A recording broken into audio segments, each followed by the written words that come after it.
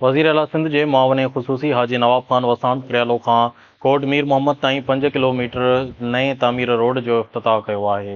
हिन मौक़े ते हाजी नवाब खान वसाण मीडिया सां ॻाल्हि ॿोल्हि कंदे चयो आहे त मुल्क में महांगाई PTI हुकूमत खां वठी आहे।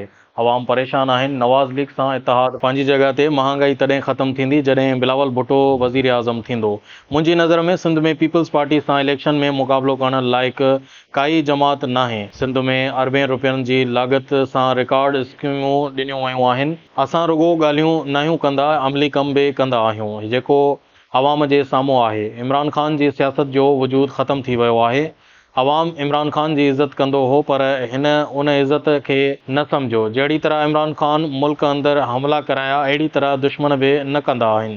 हिन मौक़े ते प्रियालो PP अॻवान आरिफ खान महर ऐं अॻूणे नाज़िम शुजा अंसारी जो पुटु बहादुर अंसारी जे अॻवानी में प्रियालो जे अवाम शानदार इस्तक़बाल कयो। हर ख़बर बर वक़्तु ख़बर ॾिसंदा रहो न्यूज़ लाइन 1।